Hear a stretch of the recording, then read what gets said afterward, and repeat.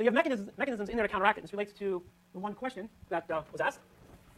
What's the difference between resting tissue and a saturation of hemoglobin? So you can do a little graph here. So this is O2 saturation of hemoglobin.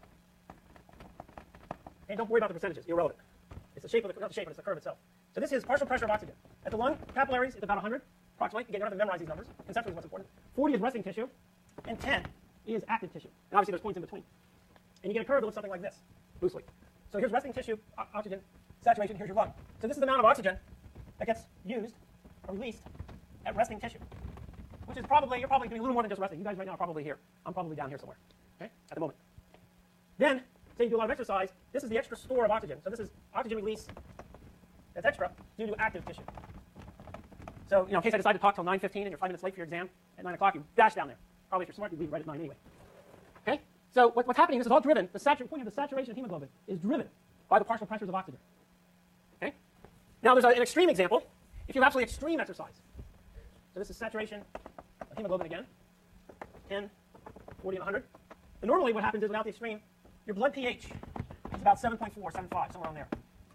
Under extreme conditions, you go a little bit, it gets a little bit lower, a little more acidic conditions in your bloodstream. And this curve then shifts to the left a little bit. And you get as low as pH 7.2. If you go below pH 7, it's very bad for you. If you go above pH 7.5, acidosis is very bad for you. This is within the normal range. So this is extreme activity.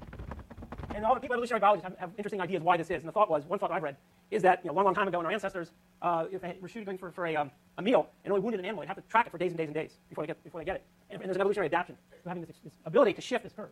By shifting this curve, what this means is, around here's just this curve down like that. What it looks like the difference between here, this is your active tissue. By shifting the curve to the left, you've just got a little bit of extra oxygen that you can use up with a lower pH, extreme exercise. So this extra little reserve. And sometimes if you do a lot of exercise, you get that second wind. If you're running 10 miles or something like that, this is connected to this. You get a little extra oxygen. And this is due to slightly reducing the pH of the blood system by just a little bit. And this is given a name called the Bohr effect. Does everybody see that? It's sort of sensitive. It's the partial pressure of oxygen is driving this. The important thing is saturation of hemoglobin. Because if you saturate it, you have a lot of oxygen capacity, and then you use it. That's wonderful. Well, you may not always saturate it, and sometimes you need a little extra. And so this change in pH will do that. It allows a little bit more to be released under extreme conditions. Okay, questions on that? Okay, yes, question.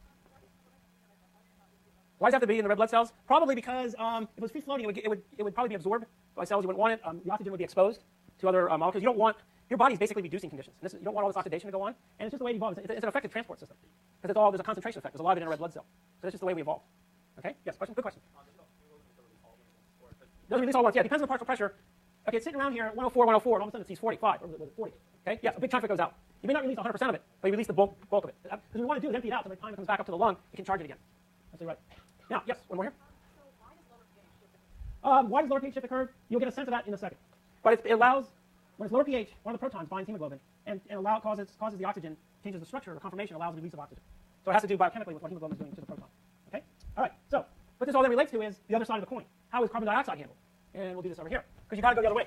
Now, oxygen, if I said to you, how is oxygen transported, you would say, what? As a gas, bound to hemoglobin, right? That would be the closest definition. Carbon dioxide, on the other hand, does something quite different. So here's your tissues. And you produce CO2, it goes into the capillary.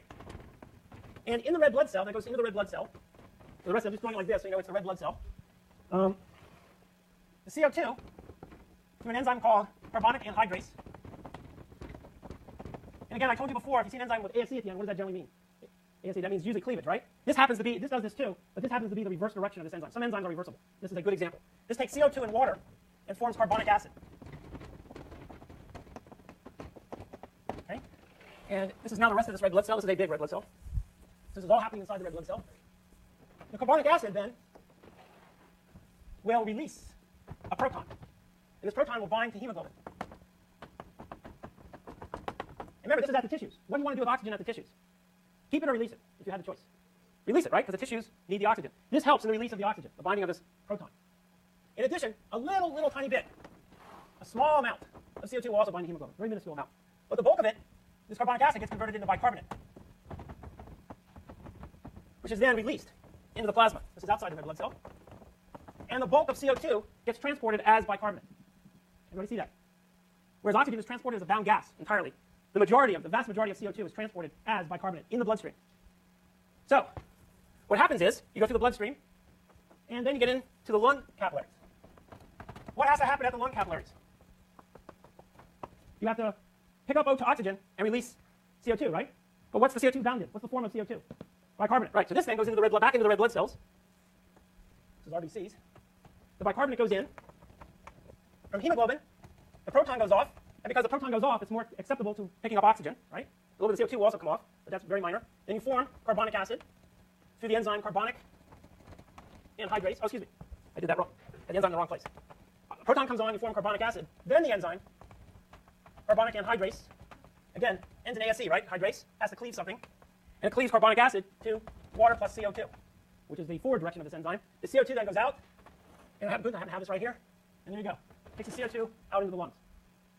And then the partial pressure of oxygen is high there. Guess what? The hemoglobin no longer has the proton. It can accept the oxygen pretty easily and brings it and recharges the hemoglobin. And the whole cycle continues. So if I said to you, how is CO2 transported from the tissues to the lung, what's your answer? So it's as bicarbonate in the bloodstream. That's the majority of it. Whereas oxygen is carried as a gas. So even though this exchange is really important, your body handles O2 and CO2 quite differently. Questions? Does anybody see the differences there? Okay? All right, those are some of the key issues in gas exchange. Okay, so now we're starting on kidney function. And let me just leave that up there. I'll go back, I'll erase this part here. Kidney function is your classic example about equilibriums and capillaries. So it's really excretory system or kidney function. And the idea is you want to get rid of waste, but you also want to conserve water. So you have a system to concentrate your blood, components of the components of your blood, with waste at much higher levels of molecules in your urine. So the generic system is as follows. The input is your blood coming in, and it goes into a capillary. But this capillary, unlike most of the other capillaries, is only semi-permeable. In fact, it's like a filter.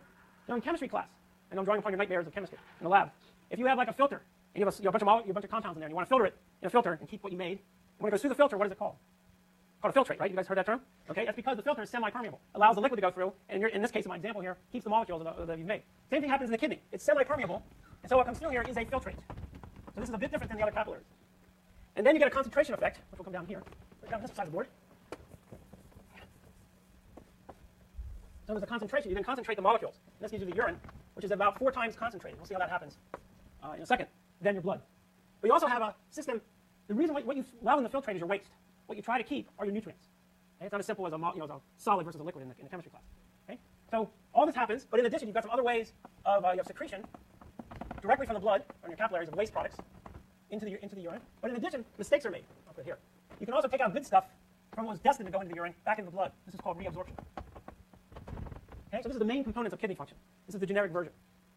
So blood comes in, semi-permeable, you get a filtrate, which is in theory waste. Some mistakes are made, so to speak, so you have a backup system. And you can also secrete waste directly into this, and you reabsorb and you concentrate. Okay, any questions on that? Because now we're going to get into what this really is. It's a plumbing system. We're going to get into some of the details of the plumbing system. So what this is here, the functioning units of a kidney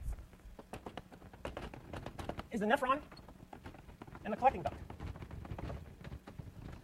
And you've got a bunch of other structures inside there. And what comes into it is the blood. And the blood, what is the concentration of blood in millimolar? Have you guys had that number before in your vast memory of courses up to this point in time? You ever heard 150 millimolar? Have you guys heard that? Okay. If not, you'll hear it now. Your blood is approximately 150 millimolar. So let's think of it in terms of sodium chloride. Okay? How many ions are in sodium chloride? 1, 3, or 2, or 5? 2, right? So like for example, sodium chloride, so the bulk of this concentration of blood is sodium chloride. Then if you look at sodium chloride, which has 2 ions, the blood concentration is 300 milliosmolar. And this is the term you use in kidneys, milliosmolar, based on how many ions you have, not on the final concentration. It's related to it, but it's based on the ions. The sodium chloride is your largest contribution of ions. So 150 millimolar sodium chloride is 300 milliosmolar sodium chloride. Your urine is approximately 1,200 milliosmolar. Okay? So you're 4 times concentrated by ions in your urine through the system than you are of the blood coming in. And so the idea of kidney function is how do you conserve the water and concentrate the ions? And that's what we're going to dive into. And it's a plumbing system. You first have to understand the concept of where we're going with this. The other issue here to remember is this concentration from blood to urine. There's a gradient that gets set up in interstitial fluid that drives what happens in the kidney. And we'll get to that at the end of our discussion, but just so you know, what's driving this is interstitial fluid. And the kidney is just listening to interstitial fluid what to do. Okay? It's very important to see that concept. So let's just do the plumbing. We'll have time for the plumbing. We've got 3 or 4 minutes. We won't get into the actual ion regulation, which we'll start out on Friday. But the plumbing, the beginnings of the plumbing are, you have the blood coming in. What you have is the afferent arteriole. So it's a smaller vein, or a small type artery. And it hits a capsule called Bowman's capsule. Bowman's capsule within it has the capillaries that are semi-permeable. And these are called glomerulus capillaries, which are semi-permeable. Okay? What comes out of here is the filtrate. And what the filtrate hits is a tubule called the proximal tubule. The proximal tubule does both secretion and reabsorption. So the proximal tubules, and the tubules here, just so you know, there's also a distal tubule. The secretion absorption. The kinds of molecules that get thrown back into here are things like ammonia. And the kinds of molecules that it takes out are things like bicarbonate, for example, stuff that you want to keep. Okay? And you just put this over here. So there's issues of reabsorption and secretion. So here's this part I just talked about. Here's the proximal tubule. It goes into a big loop here. This is called the loop of Henle. And the loop of Henle has a descending limb, because when you draw it, it goes down, but it's actually going into the middle of the kidney. And it has an ascending limb. And different kinds of transport happens on both sides. We'll talk about that Friday. And then there's another tubule called the distal tubule, which also does reabsorption and secretion. Then that drops into the collecting duct. Okay, so the last 30 seconds here, 10 seconds. The afferent blood, the afferent arteriole goes into the Bowman's capsule, or the papillary, comes out of the proximal tubule. Reabsorption secretion goes through the loop of Henle, descending, ascending, distal tubule, collecting duct. And that's our plumbing system. I know you guys have the exam coming up, so I will repeat this on Friday. And then from here, we'll put in where all the ions do. Okay, good luck with your exam, everyone.